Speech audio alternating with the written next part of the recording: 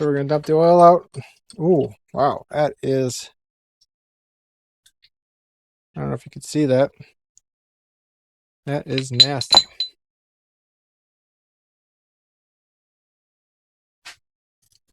So we tested the damper out.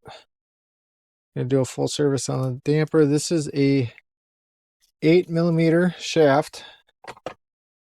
Damper shaft, 8mm. It's actually 8.04 millimeters, but 8mm shaft. FIT4 damper. So it's got three, well, this is a remote, so it's actually got basically locked or unlocked depending on your switch on your handlebars. So it's unlocked, locked, and then the center is your open mode position adjuster, basically your low speed compression adjuster. That's black. The remote on top looks like this, and so it's got two different dials on top. The blue one is your lockout compression, and this is your low speed. They just call it the open mode adjust. And that is currently seized up, so we're going to figure that out and what we need to do with that. And so another way you can tell with the damper is if it needs to be serviced is, do you have lockout? So it's fully locked out right now. And look how much play we have. We probably have close to about 2 inches, maybe a little more than 2 inches of play, or until it actually has enough oil to compress, or that's not compressible. Just can't talk today. You know what? That's okay. Damper body is 16.8 millimeters. So we have a 16.8 millimeter shaft clamp that we're going to use.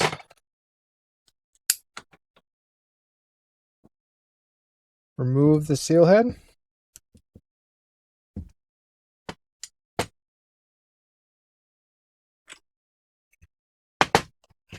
This is the damper shaft, the piston. One thing to always check is this. So this is a compression shim, and traditionally on a fork there's a spring, so it's a spring-loaded compression shim. It's basically a check valve, so it just stops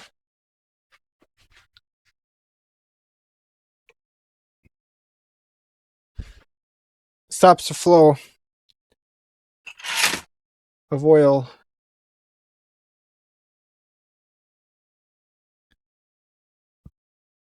on rebound when you're, so it's compression, rebound, and so rebound oil can flow basically through this port, which is your compression port, through here if there's no shim there, freely. So we want to control the oil flow. We want all of the oil to flow through the low speed compression hole, which goes through the center out here, which is adjusted through the rebound rod. And also we want the high speed to be controlled with this shim right here. So we're going to dump the oil out. Ooh, wow, that is, I don't know if you can see that. That is nasty.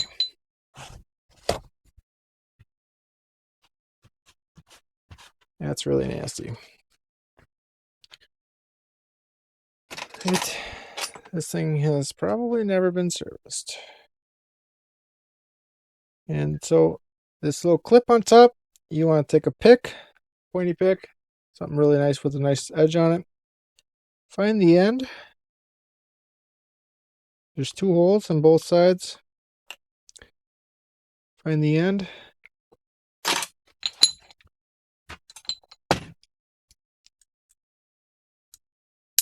of the clip.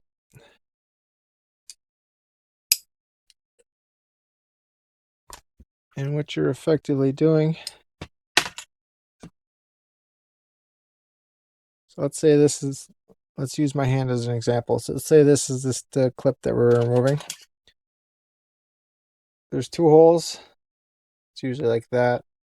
So there's two holes, one on this side, one on this side. All we're doing is basically jamming through that hole, that clip, and all we're trying to do is trying to get it to pop up like that so we can get underneath it. If it stays, then good. Use the same pick, get underneath it, and roll it out. If it's not there, and it doesn't stay, basically leave that pick in there, grab another pick, get underneath it, and walk it off that way. Don't lose the clip. This low-speed compression knob that I just pulled out has a ball and a detent ball and a spring. And that spring also a O-ring seal up top. And that's what keeps all the pressure inside. Oil inside, not pressure. I'll get it eventually. Someday I'll be able to talk. Next we're going to remove, there's a clip. So the bladder's here, damper tube, bladder, that's basically for the expansion of the oil when the damper rod is going up. It needs some place to displace the, basically the size of this damper shaft. It needs a place to displace it. So this particular cartridge uses a bladder system.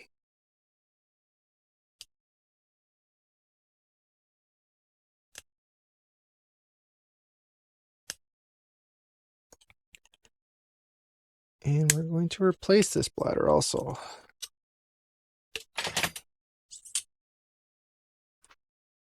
Because of the age and the condition of the oil. We do sell kits that don't have the bladder in them. And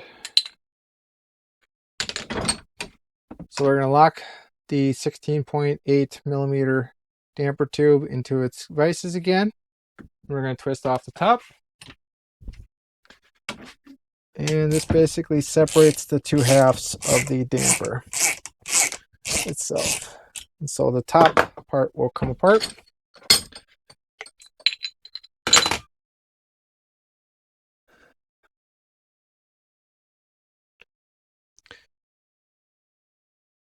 And paying special extra care, attention to the shim stack. Flip it over. And one by one, we put the shim stack back in place, or we lay them out so they go exactly the same orientation as what they came out as. These things are filthy, so we're going to do some pretty good cleaning on these things. And I think I have them all. And then this is your base valve or mid valve. Base valve, that's your mid valve.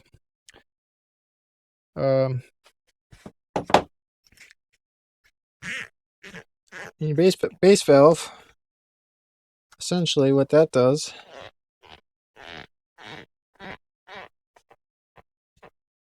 allows it to create pressure in the inside.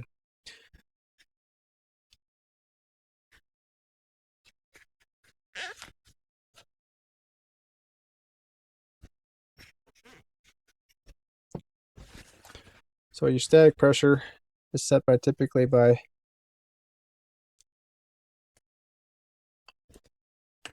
IFP charge, nitrogen. Bladders don't have exactly any static pressure because they're a bladder, except for maybe some preload on the damper.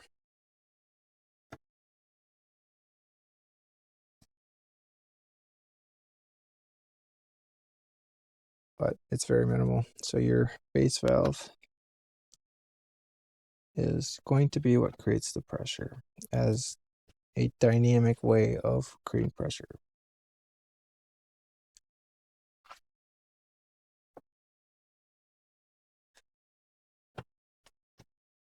So we are going to clean all these off and inspect them. Make sure there's no contamination, anything built up on them. They're actually in pretty decent shape. And your adjusting rod, and also this is your lockout plate.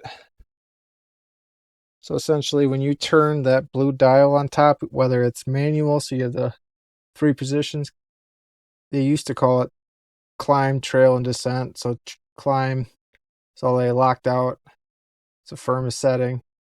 Trail, or like the middle setting, gives you kind of a little bit more firm ride up top.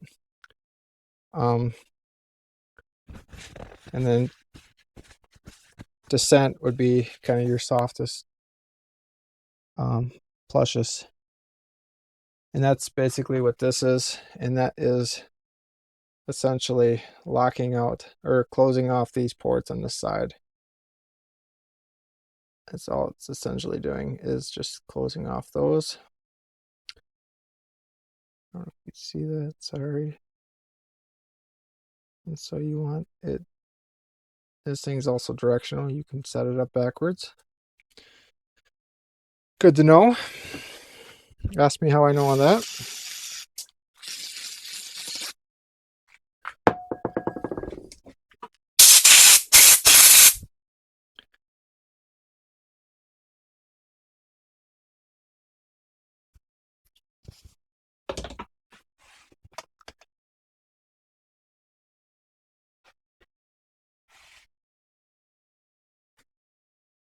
One of the problems with bladders is you don't really have a lot of static pressure to them. So that is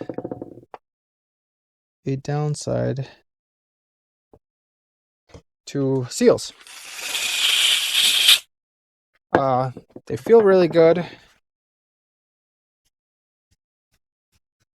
when you're on a trail because of the low static pressure, the low opposing pressures to it, so you don't have to overcome anything.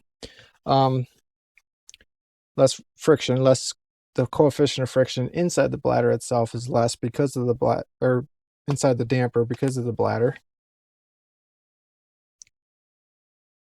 All of which helps out, but it also makes the bladder less reliable for longer terms, longer. So this thing is all the way. So this is your adjuster dial. This is essentially sitting inside your fork. So this is basically the part, your low speed compression adjuster with the detent. This part sits on top of there like that. And it is all the way turned in. So somebody turned it all the way in, tried to get that last click out of it. And now we need to try to get it back out of it. And we hope we can do that.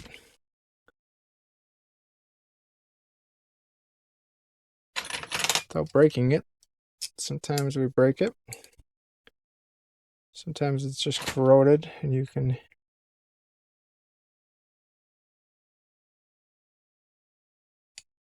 there we go, got it. So this thing's supposed to spin. There's also a clip on top that stops it from spinning all the way down. So it basically gets lost in there because there's nothing holding these two pieces together. Again, this is what's actually connected to your compression knob, your blue knob. And this is the part that's basically, and also giving you the clicks.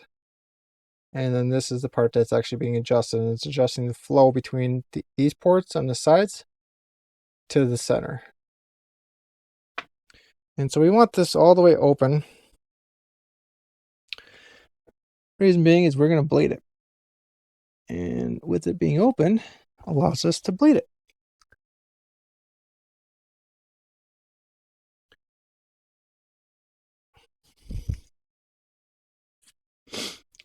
And so these bladders come apart. You just pop right off the tube. And we grab it, clean it off, make sure there's nothing going to prevent us from sealing up on this tube. So this is a decent design. This is basically your retaining clip that goes on here, and then there's a clip on the bottom, but the clip on the bottom just stops this from moving up and down. All that's really sealing this bladder onto this one. You have a sealing surface here, basically a retainer that holds this place up, and then you have a built-in O-ring here on top, and a built-in O-ring, kind of just a seal that holds it on the bottom. And then what that allows it to do is, as this bladder expands, it basically moves up a little bit so it can conform, and then as it contracts, it can move back down. So that's kind of a floating washer style.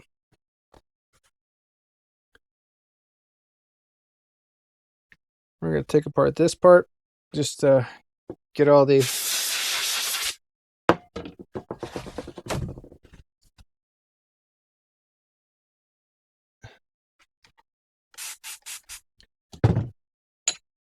we're going to get all of the old oil out of it.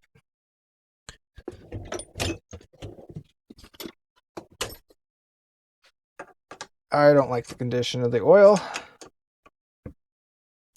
It has been a while since this thing was serviced. And so this is a check valve.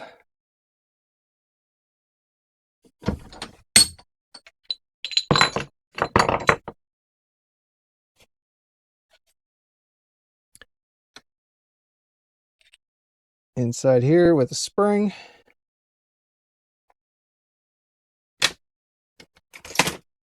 The Christmas tree of the spring goes up. And another check valve.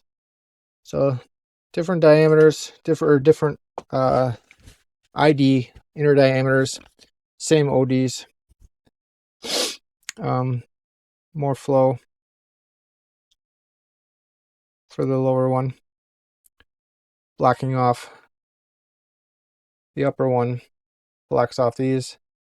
So during compression, all of the oil goes through the center, through this whole thing.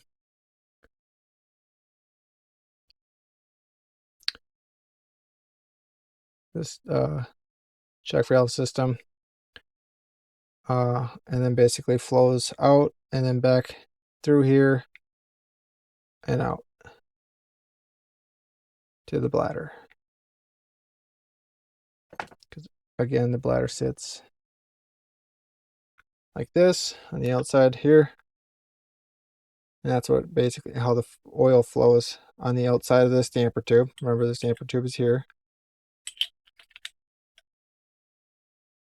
Here, so oil is pressurizing the outside of this damper tube into the bladder, and then to relieve the pressure, it goes back through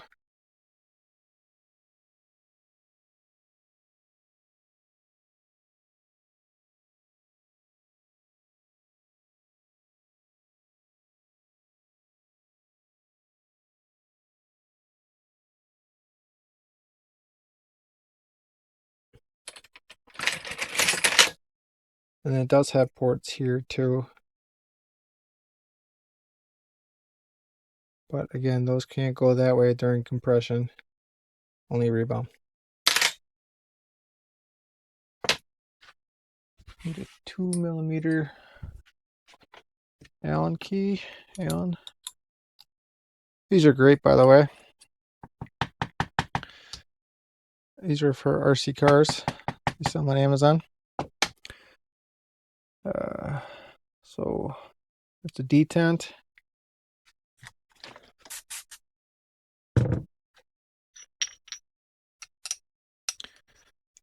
We have an 8mm shaft. We've already confirmed that.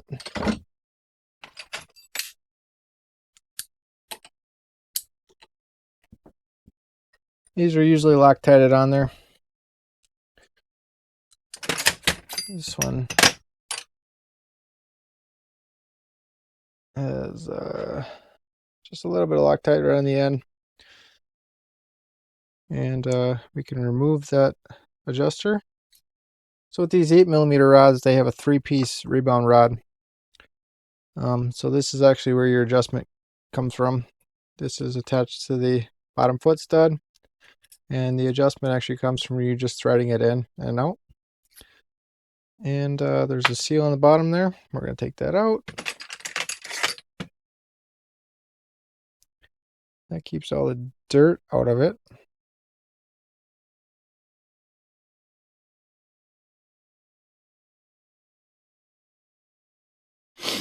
From the bottom, since that is exposed to the outside.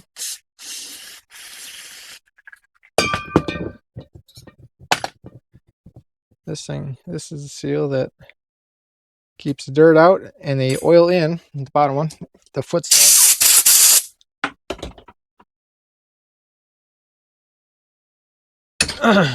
Next, we're going to remove the seal head.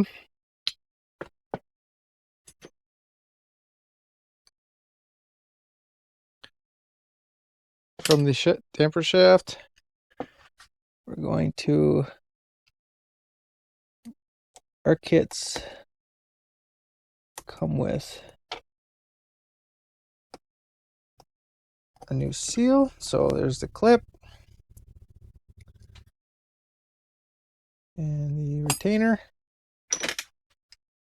and the seal is just barely pressed in there.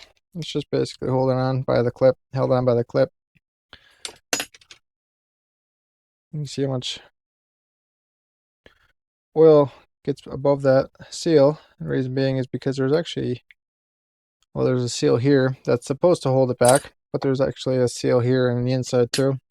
And it works just like a dust wiper that's on your lower legs. And so there's a spring-loaded seal here on the inside and the outside. And that's supposed to hold back all the, do like a double sealing action. Works pretty good, but again, they do ingest a lot of air because of the low pressure. So this is part of the 3-piece design. And then the third part is up top. So we need to stick an Allen wrench. I usually grab like a 1.5 or 2mm Allen wrench, pop the top out, and then there's a spring in there. And that spring is what puts, basically goes underneath the seal and puts pressure on this, and so that doesn't move back and forth as your piston is moving up and down through the oil. You want that spring in there so it basically maintains constant pressure on this third part, or actually the rebound needle. And I have a spoke that's made, I bent the end of it with a very slight angle to it, so it was a 90-degree spoke for a bicycle wheel, and I bent it straight with just a slight bend I left into it. And I grabbed the inside, I feel the inside of it, and so this is the spring. This essentially goes underneath the seal. Goes like that. And your rebound adjuster, and this rod goes underneath it like that. And this adjuster goes like that, and it gets adjusted through by twisting it through the threads.